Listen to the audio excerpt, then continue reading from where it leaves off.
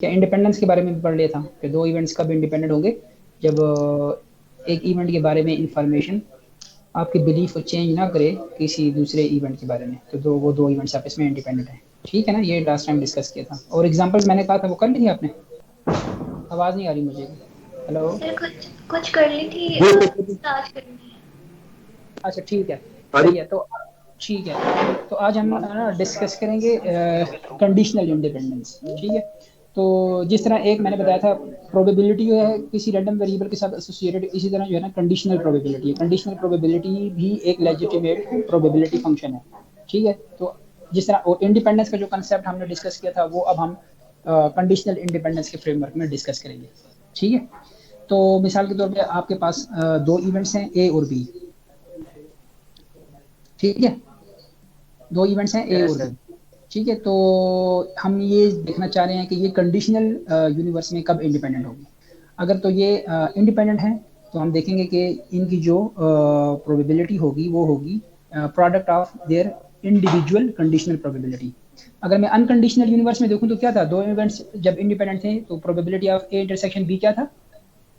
Probability of A multiplied by probability of B. हाँ, individual unconditional probability का product. ठीक है, और यहाँ पर दो इवेंट्स ए और बी को मैं अगर इंडिपेंडेंट कहूंगा, given I have the information about the event C, ये लिखा हुआ है ना, द इवेंट्स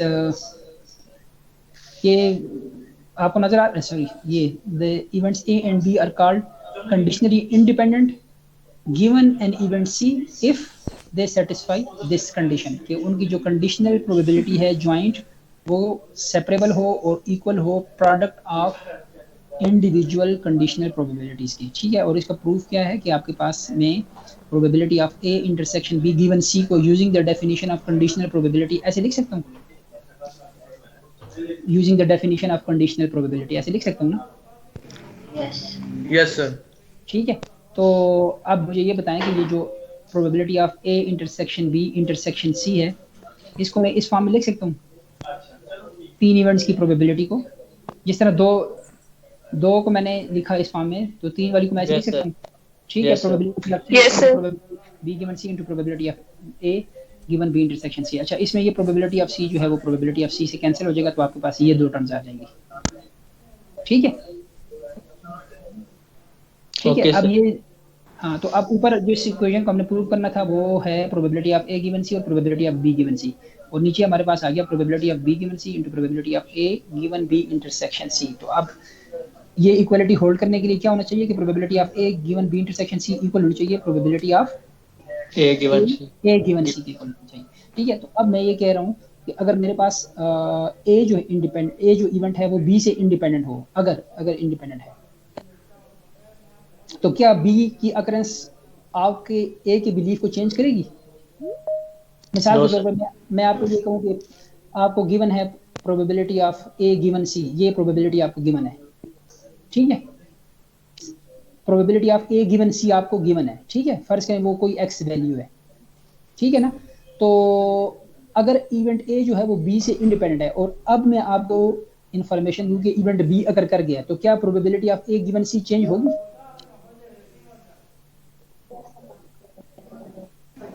No, sir. हाँ, तो इसका मतलब क्या है कि probability of A given B intersection C is equal to probability of A given C, क्योंकि जो बिलीफ आपका पहले था विद इंफॉर्मेशन ऑफ सी वो इंफॉर्मेशन ऑफ बी की वजह से चेंज नहीं हुआ।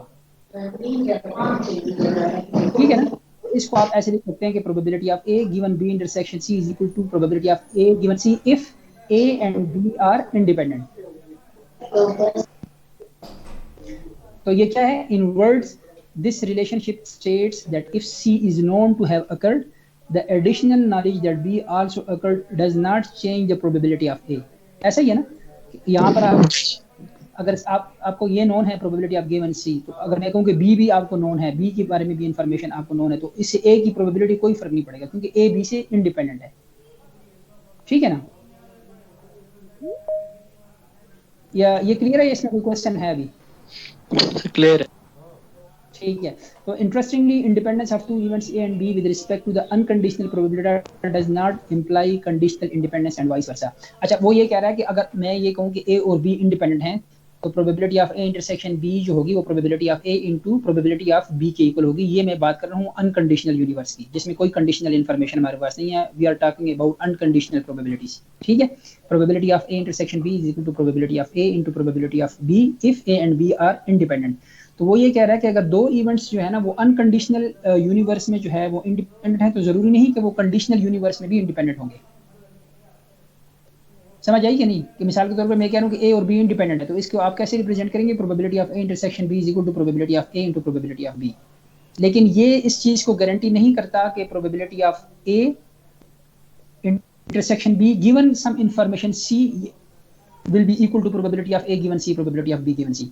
मतलब दो चीजें, दो इवेंट्स अगर अनकंडीशनल यूनिवर्स में इंडिपेंडेंट हैं तो जरूरी नहीं कि वो कंडीशनल में भी इंडिपेंडेंट होंगे, या अगर अनकंडीशनल में इंडिपेंडेंट है तो जरूरी नहीं कि वो अनकंडीशनल में इंडिपेंडेंट होंगे। समझ आई इस बात की कि नहीं? वो उसने नीचे एग्जांपल से प्रूव किया हुआ, लेकिन जो स्टेटमेंट है ये समझ आ रही है कि नहीं कि मैं क्या कहना चाह रहा हूँ? मैं कहना चाह रहा हूँ कि अगर अनकंडीशनल यूनिवर्स में दो इवेंट्स इंडिपेंडेंट हैं तो जरूरी नहीं कि कंडीशनल यूनिवर्स में वही दो इवेंट्स इंडिपेंडेंट होंगे। वो हो सकता है कि अनकंडीशनल में इंडिपेंडेंट हो लेकिन कंडीशनल यूनिवर्स में वो डिपेंडेंट हो, या वाइस वर्सा कि अगर कंडीशनल में इंडिपेंडेंट है तो हो सकता है कि अनकंडीशनल में वो डिपेंडेंट हो। अब उसने यही नीचे एक एग्जांपल दी हुई है।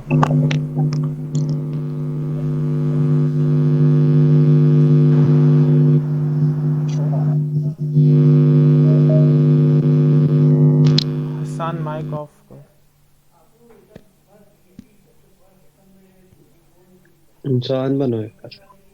अच्छा, तो अब इसमें उसने यही बताया हुआ है इस एग्जांपल में जो ऊपर स्टेटमेंट है, consider two independent fair coin tosses. अब जो दो टॉसेस मैं कर रहा हूँ, दो फेयर कॉइन टॉस कर रहा हूँ, तो पहला टॉस दूसरे से इंडिपेंडेंट है। इंडिपेंडेंट से मुराद क्या है कि अगर पहले टॉस में मुझे ये पता चल जाए कि हेड आया है तो क्या इससे दूसरे टॉस के हेड की प्रोबेबिलिटी पे फर्क पड़ेगा? No sir. अगर दोनों फेयर कॉइन्स हैं और एक कॉइन को आपने टॉस किया, कुछ रिजल्ट आ गया, तो क्या इस रिजल्ट से दूसरे कॉइन के टॉस पे कुछ इफेक्ट पड़ेगा? नहीं पड़ेगा ना। दूसरे नो सर। अगर पहले में हेड आए या टेल आए, दूसरे में टॉस में हेड या टेल आने की वही प्रोबेबिलिटी है जो वो फेयर कॉइन की बाइसनेस डिटरमिन करेगी, ऐसे ही ना। तो इसका मतलब है कि getting head in the first toss is independent from getting head in the second toss, और getting tail in the first toss is independent from getting tail in the second toss. ठीक है, तो अब ये तीन इवेंट्स हैं, इनको देखेंगे। H1 क्या है? First task is ahead. इस चीज की प्रोबेबिलिटी वैसे क्या होगी? प्रोबेबिलिटी ऑफ H1 क्या होगी? 1/2। 1/2। इसी तरह सेकंड टास्क की भी 1/2। और इस चीज की probability the two task have different results, इसकी क्या प्रोबेबिलिटी होगी? 1/2। 1/4। 1/2 होगी ना। दो ऐसे आउटकम्स हैं आउट ऑफ 4 जिनमें different task possible, different results possible है। टेल हेड, ये दो डिफरेंट है ना, दो आउटकम्स हैं और टोटल आउटकम्स 4 होंगे, तो 2/4 इज 1/2। ठीक है जी सर। अच्छा, अब मुझे ये बताएं कि probability of getting head in the first task, इसको रीड ऐसे करते हैं। इसको कैसे रीड करेंगे? इसको रीड ऐसे करेंगे, probability of getting head in the first task given the two tosses have different results, given the information that two tosses have different results। इस चीज की प्रोबेबिलिटी क्या होगी? अब आप एक्चुअल यूनिवर्स से, एक्चुअल सैंपल स्पेस से एक नए सैंपल स्पेस में आ गए with the given information of D.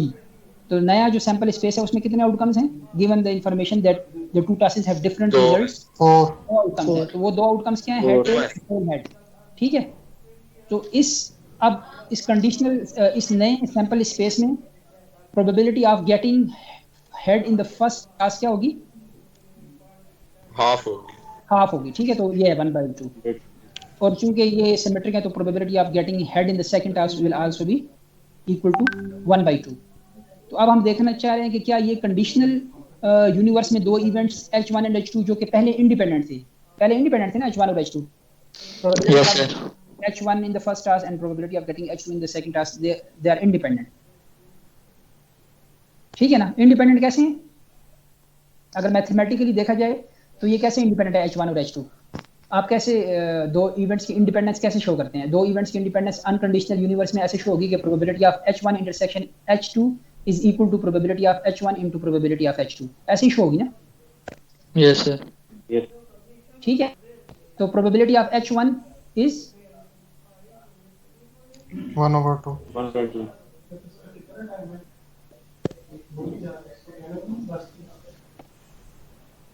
Probability of getting head 1 in the first task, ये इसकी 1/2. 1/2.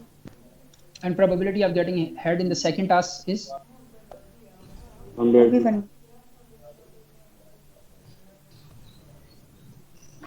आपको मेरी आवाज आ रही है? हेलो जी सर आ रही है सर आवाज। Yes, sir. जी सर आ रही है।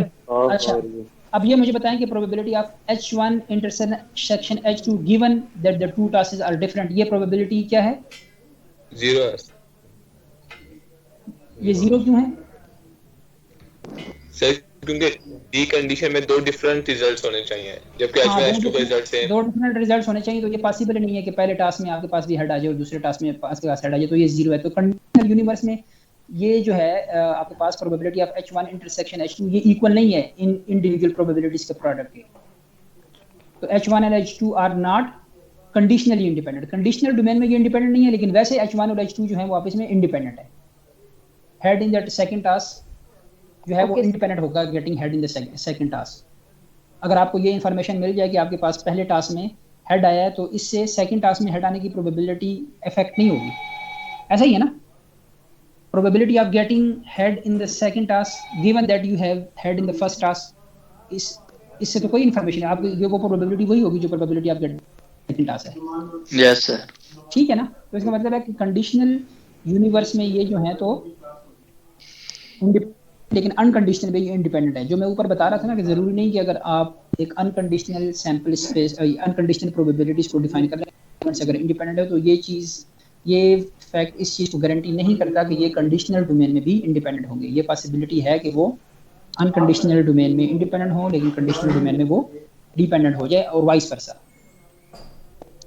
ये एग्जांपल यही बता रही है। ठीक है? Yes sir. जी सर। नेक्स्ट एग्जांपल पे चलें। ये क्लियर है ना ऊपर वाली? जी यस सर। जी सर। ठीक है। अच्छा, तो अब ये है ये स्टेटमेंट जरा पढ़ लें आप लोग।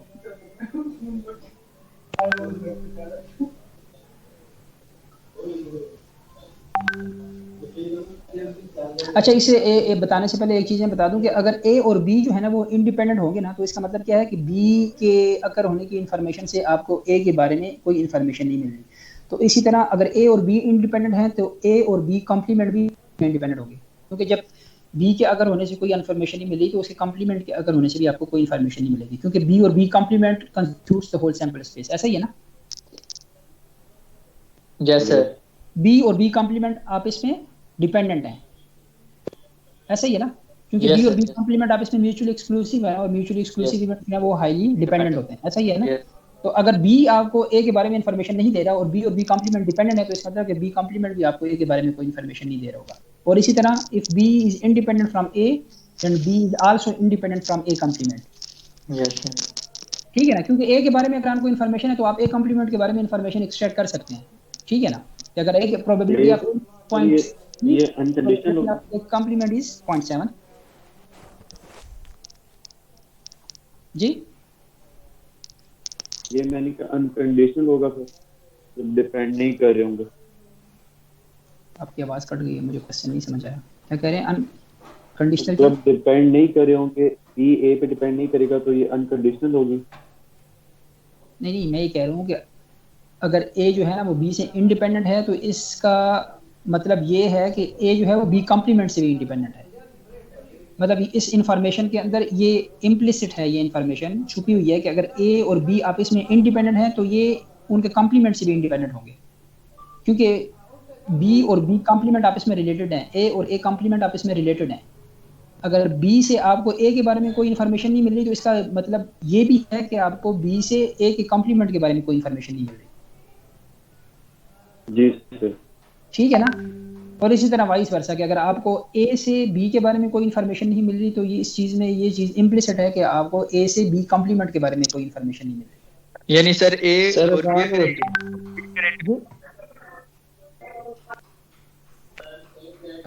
सॉरी यार, आपकी आवाज़ जो है ना अजीब सी सर ये मैं ये कह रहा हूँ कि अगर ए और बी अगर इंडिपेंडेंट हो, इसका मतलब ये है कि ए और बी कॉम्प्लीमेंट भी आपस में इंडिपेंडेंट होंगे। हाँ, उसकी रीजन है ना, उसकी रीजन ये है कि Yes, देखिए ना, बी और बी कॉम्प्लीमेंट तो आपस में हाईली डिपेंडेंट है ना।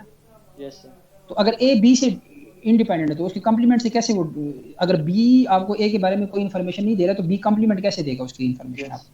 क्योंकि बी और बी कॉम्प्लीमेंट का तो रिलेशनशिप है ना कि probability of B plus probability of B complement is equal to 1। Yes sir. ठीक है, तो अगर प्रोबेबिलिटी ऑफ बी से अगर बी अगर हो गया, उससे आपको ए के बारे में कोई इन्फॉर्मेशन नहीं मिल रही, इवन बी क्या कर होने से, तो उसके कॉम्प्लीमेंट क्या कर होने से भी आपको ए के बारे में कोई इन्फॉर्मेशन नहीं मिलेगी। एंड वाइस वर्सा कि A is also independent from B and B complement. If A is independent from B then A is also independent from B complement. ठीक है, ओके सर।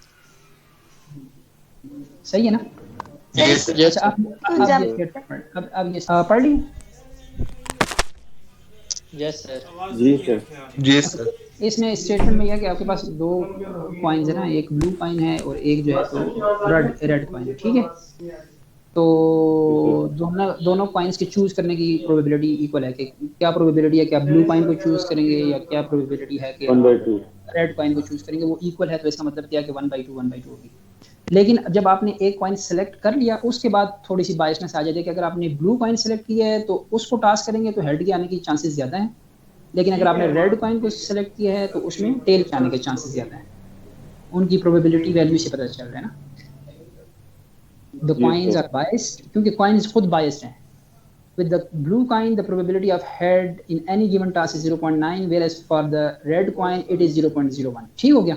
अच्छा, अब मुझे ये बताएं कि फर्ज करें आपने ब्लू कॉइन जो है ना वो सेलेक्ट कर लिया और उसको 2 दफा आपने टास्क किया। ठीक है, सही।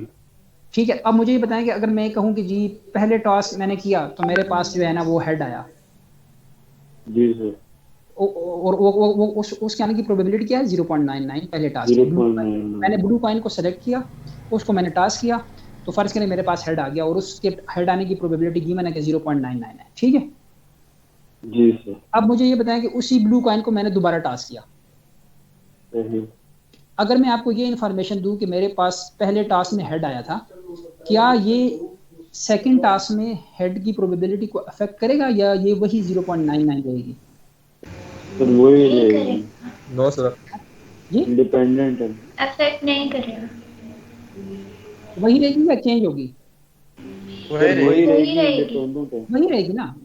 कॉइन है तो उसको आपने टास्क करना है तो वो तो विद प्रोबेबिलिटी 0.99 हेड देगा एंड विद 0.01 टेल देगा, even if task it 100 times. Her trial में यही प्रोबेबिलिटी है। तो इसका मतलब क्या हुआ कि probability of head in the second task given that you have head in the first task, if a blue coin is selected, they are independent हाँ, ठीक है ना? यस। अच्छा, अब मैंने ये फाइंड करनी है probability of head in the first task and head in the second task given you have selected the blue coin.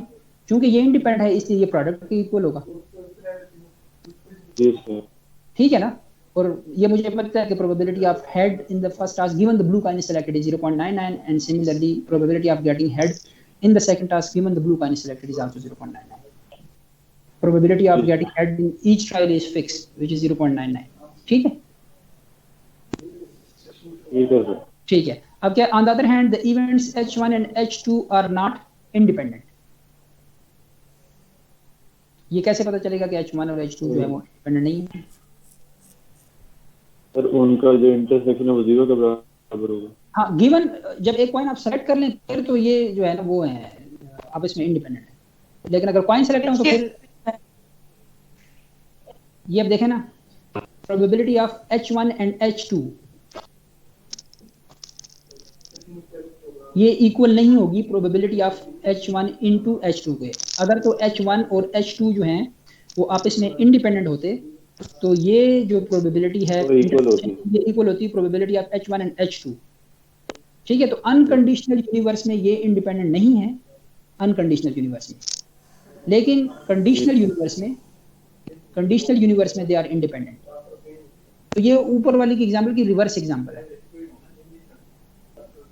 समझ आ गई ना? Yes sir. हाँ, तो ये अब आप फाइंड कैसे करेंगे प्रोबेबिलिटी ऑफ H1? ये आपने फाइंड करनी है probability of getting head in the first task. तो यहाँ पे टोटल प्रोबेबिलिटी थ्योरम आप यूज कर सकते हैं कि in how many different ways you can get head in the first task. There are 2 ways you can get head in the first task if the blue coin is selected, and you can get head in the first task if the red coin is selected. ठीक है ना? तो ये total probability theorem है। अमूमन इसको अगर ऐसे ना, ये जो प्रोडक्ट टर्म्स हैं इनको रिवर्स करके लिखें तो फिर ज्यादा बेहतर होता है कि इसको ऐसे रीड करें, the total probability of getting head in the first task is equal to the probability of getting head in the first task given the blue coin is selected into probability of that the blue coin is selected plus probability of getting head in the first task given the red coin is selected into probability of the red coin। इसको ऐसे read करते हैं सबको, ठीक है ना? और ये सारी प्रोबेबिलिटी की वैल्यूज आपको गिवन है, तो इसको आप पुट करें तो प्रोबेबिलिटी ऑफ हेड 1 आ जाएगी, और इसी तरह प्रोबेबिलिटी ऑफ हेड 2 भी आपके पास इसी टोटल प्रोबेबिलिटी थ्योरम से आएगी, ठीक है? तो प्रोबेबिलिटी ऑफ हेड 1 और हेड 2 आपके पास आ गई, तो उसके बाद आपने इनके इंटरसेक्शन की प्रोबेबिलिटी फाइंड करनी है, तो आप देखेंगे कि वो इक्वल नहीं होगी, ये उसने फाइंड की हुई है probability of getting head in the first task and in the head in the second task, ये भी टोटल प्रोबेबिलिटी थ्योरम से फाइंड की है, ठीक है ना? तो वो इक्वल नहीं है, तो इसका मतलब ये है अनकंडीशनल यूनिवर्स में they are dependent but in the conditional universe they are independent, ठीक है ना? सर ये मैथमेटिकली तो हमें नज़र आ रहा है करके, लेकिन वैसे अगर हम सोचें तो ये किस तरह इंडिपेंडेंट होंगे अगर हमें इंट्यूटिव नहीं, ये मैथमेटिकली नहीं है, आप इसी एग्जाम्पल को विजुअलाइज करें ना, आप इसी एग्जाम्पल को विजुअलाइज करें तो ये आपको फिजिकली ये उसमें ट्रांसलेट हो जाएगा कि अगर आप H1 और H2 इवेंट के बारे में सोचें ना, तो इसको मैथमेटिकली में देखें, या आपका ये आज आप ना इसको जरा करके देखिएगा H1 और H2 क्या मतलब है कि head in the first task and head in the second task, ये एक फिजिकल इवेंट होगा ना जो कि हो रहा होगा, यस, ठीक है? तो आप इसको करके देखिएगा सोच के, तो ये नहीं हो, आपको लगेगा कि ये नहीं है ना अनकंडीशनल यूनिवर्स, ठीक है? सर सेम कॉइन के होते हुए जी, मतलब ब्लू के अंदर ही हम ये करेंगे, ये दोनों इवेंट्स को करें हम ये? नहीं, जब हेड 1 और हेड 2 की बात करें तो इसमें ही दोनों पॉसिबिलिटीज हैं, ये ब्लू पे भी आ सकता है और दोनों कॉम्प्लीमेंट में भी आ सकता है। अगर ये अनकंडीशनल में, हाँ, अगर तो मैं ये कहूँ ना कि ये इन्फॉर्मेशन है तब आप सिर्फ ब्लू के लिए सिलेक्ट करेंगे, लेकिन अगर मैं कहूँ कि मुझे प्रोबेबिलिटी ऑफ हेड चाहिए तो फिर आपने दोनों को कंसीडर करना होगा, क्योंकि head in the first task possible है विद 2 कॉम्बिनेशंस के, अगर आपने ब्लू कॉइन सिलेक्ट किया या आपने रेड कॉइन सिलेक्ट किया। जी ठीक है, ठीक है। अच्छा, तो ये उसकी ना जो हमने अभी डिस्कस किया ना उसकी समरी है कि 2 इवेंट्स ए और बी इंडिपेंडेंट होंगे अनकंडीशनल डोमेन में जब इनके इंटरसेक्शन की प्रोबेबिलिटी जो है वो इनके इंडिविजुअल इवेंट्स की प्रोबेबिलिटी के प्रोडक्ट के बराबर हो, ठीक है? या अनदर डेफिनेशन इज के probability of A given B is equal to probability of A के, प्रोबेबिलिटी ऑफ ए के बी के बारे में इंफॉर्मेशन आपके ए के बारे में आपका जो बिलीफ था उसको उसने चेंज नहीं किया, वही बिलीफ है जो आपका प्रायर बिलीफ था। प्रोबेबिलिटी ऑफ ए की प्रोबेबिलिटी के बारे में जो आपका प्रायर बिलीफ था, अकरेंस ऑफ बी ने उस बिलीफ को चेंज नहीं किया, ये भी इंडिपेंडेंस की डेफिनेशन है, ठीक है जी। तो if A and B are independent so are A and B complement, ये तो हमने डिस्कस कर लिया ना कि जारी बात है बी और बी कॉम्प्लीमेंट आपस में रिलेटेड है, तो अगर ए बी से इंडिपेंडेंट है तो बी ए बी से इंडिपेंडेंट है तो बी भी ए से इंडिपेंडेंट होगा, और इसी तरह ए जो है बी से के कॉम्प्लीमेंट से भी इंडिपेंडेंट होगा और बी का कॉम्प्लीमेंट जो है वो ए के कॉम्प्लीमेंट से भी इंडिपेंडेंट होगा, और ये इस तरह जितने भी कॉम्बिनेशंस बनते हैं आपस में, ठीक है। और फिर हमने डिस्कस किया कि अब कंडीशनल यूनिवर्स में इसी डेफिनेशन को अब हम कंडीशनल यूनिवर्स में देखना चाह रहे हैं कि 2 इवेंट्स कब इंडिपेंडेंट होंगे इन द कंडीशनल यूनिवर्स, तो वो ये है कि इनकी जो जॉइंट प्रोबेबिलिटी है given the information C is equal to the product of the individual conditional probabilities, ठीक है। और ये प्रोबेबिलिटी इसको मैं ऐसे भी लिख सकता हूँ कि probability of A given B intersection C is equal to probability of A given C because B has no effect on the probability of A, so it is always be this will always be equal to probability of a given c even you have information about b के information कोई effect नहीं है a की probability को, ठीक है। और फिर लास्ट जो हमने 2 एग्जांपल डिस्कस की कि independence does not imply conditional independence and vice वर्सा, ठीक है जी सर, ठीक है। अब है इंडिपेंडेंस ऑफ, ये तो हमने 2 इवेंट्स के बारे में देखा ना, इसी तरह independence of collection of events, अगर आपके पास 3 इवेंट्स हैं, आप पॉइंट दोबारा एक दफा रिपीट कर दें, इसकी समझ नहीं लगी।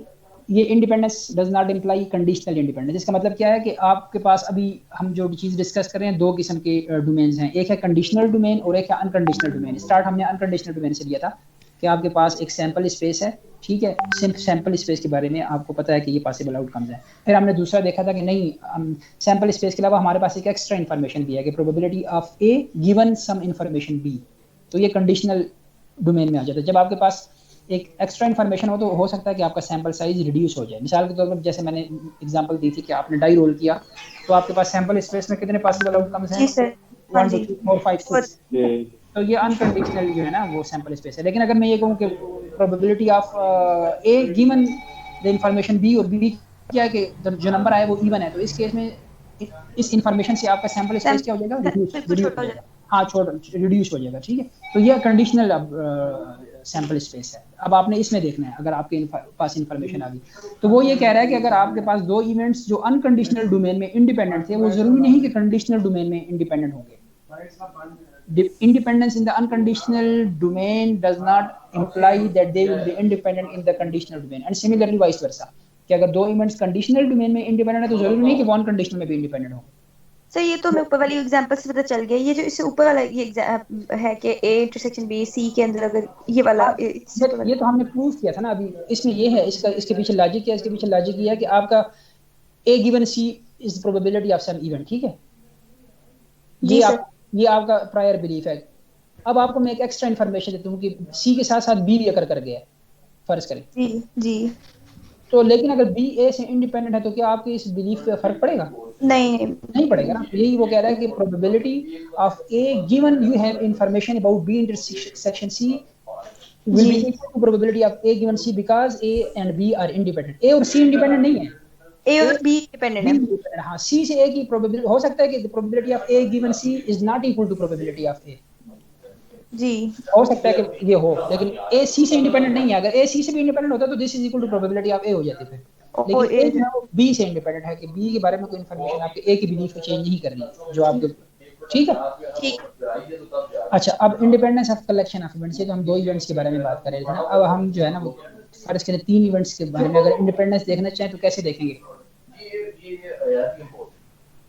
तीन इवेंट्स के बारे में हमने ना देखना ये है कि ये चार कंडीशंस चेक करनी पड़ेंगी आपको। दो इवेंट्स के बारे में हम क्या करते थे कि प्रोबेबिलिटी, अगर दो इवेंट्स हैं फर्ज कर मेरे पास, तो probability of A1 intersection A2 is equal to probability of A1 और A2। तो अगर तो ये कंडीशन सेटिस्फाई हो रही है तो A1 और A2 आप इसमें क्या है? इंडिपेंडेंट है, ठीक है जी सर। लेकिन अगर आपके पास तीन इवेंट्स है ना तो आपने हर सबसेट के लिए ये चीज चेक करनी होगी कि क्या A1 A2 से इंडिपेंडेंट है, क्या A1 A3 से इंडिपेंडेंट है, क्या A2 A3 से इंडिपेंडेंट है, और क्या ये आपस में भी इंडिपेंडेंट है। अगर तो ये तीन कंडीशंस फर्स्ट में सेटिस्फाई हो रही है ना, ये पहली तीन कंडीशंस, और चौथी कंडीशन सेटिस्फाई नहीं हो रही, तो इसका मतलब क्या है कि A1 A2 and A3 are not independent. If all these four conditions are satisfied, then you can say that A1, A2 and A3 are independent. ये जो है ना, ये जो है पेयर वाइज इंडिपेंडेंस है कि A1 A2 से इंडिपेंडेंट है, A1 A3 से, ये पेयर वाइज इंडिपेंडेंस है। लेकिन आपने जब चेक करना है 3 इवेंट्स को, और इसी तरह अगर आप 4 इवेंट्स करेंगे तो मजीद कंडीशंस आएंगी, उन ज्यादा कंडीशन सारी कंडीशंस को सेटिस्फाई करके। तो इसको जनरलाइज कैसे करना है? इसको जनरलाइज यहाँ पे किया हुआ इसने कि the events A1, A2 and AN are independent if this condition is true, ये जो मैथमेटिकली लिखी हुई है, for every subset S of 1 2 3 up to n, कि आपने पहले I मेंबर है S का, ठीक है, I मेंबर है S का, तो आपने फर्ज करें I की वैल्यू 2 सेलेक्ट की, तो पहले आपने देखना है कि क्या probability of A1 intersection A2 is equal to the probability of A1 and A2। फिर आपने क्या करना है? 1 2 के लिए, 1 3 के लिए, 2 3 के लिए, फिर इस तरह अगर 4 है तो 2 4 के लिए और 3 4 के लिए, फिर 1 2 3 के लिए, फिर 1 3 4 के लिए। समझ आ रही है ना? हेलो जी सर, सारे पॉसिबल कॉम्बिनेशंस कंसीडर। हाँ, सारे सबसेट्स का कॉम्बिनेशन आपने चेक करना होगा अगर आपने इवेंट्स को डिक्लेयर करना है कि ये इंडिपेंडेंट है या नहीं। तो ये यहाँ पे उसने बताया हुआ है नीचे 2 एग्जांपल्स में कि एक में ना पहले 3 कंडीशन सेटिस्फाई हो रही हैं लेकिन चौथी कंडीशन सेटिस्फाई नहीं हो रही, कि pair wise independence does not imply independence. कि इसमें क्या है कि पेयर वाइज तो ये इंडिपेंडेंट हैं, ये जो नीचे एग्जांपल 1.20 है इसमें ये पेयर वाइज इंडिपेंडेंट है, कि मतलब A1 A2 से इंडिपेंडेंट होगा, A1 A3 से इंडिपेंडेंट होगा, लेकिन वो आप A1 intersection A2 intersection A3 जो है इंडिपेंडेंट नहीं है। और इसके बाद जो एग्जांपल है 1.21 उसमें रिवर्स है कि ये कंडीशन चौथी तो सेटिस्फाई हो रही है लेकिन पहली 3 कंडीशन सेटिस्फाई नहीं हो रही, ठीक है। जी सर। तो ये एग्जांपल्स आप लोग खुद देख लेंगे। जी सर। Yes sir. ये सिंपल सी है, ठीक है, इसमें कोई मसला नहीं है। तो वो ये कह रहा है कि A1 A2 अगर इंडिपेंडेंट है A3 और A4 से, तो इसका क्या रिजल्ट आएगा, A1 यूनियन A2 आ जाएगा, क्योंकि A3 और A4 के बारे में कोई भी इंफॉर्मेशन आपको A1 और A2 की प्रोबेबिलिटी चेंज नहीं करेगी। और इसी तरह कॉम्प्लीमेंट कि A1 यूनियन A2 का कॉम्प्लीमेंट जो है ना, given that you have information about A3 complement and A4, क्योंकि A3 एंड A4 ये हैं वो इंडिपेंडेंट है A1 और A2 से, तो ये this will be equal to probability of A1 union A2 complement. ठीक है ना? Yes sir. तो ये आज इतना काफ़ी है। ये आप लोग एग्जांपल वगैरह ज़रा कर लीजिएगा ना, तो कल फिर हम सिस्टम्स देखेंगे जो पैरेलल और सीरीज में कनेक्टेड होते हैं। ठीक है सर। ओके, ठीक हो गया। ओके, अल्लाह हाफिज़। Okay sir.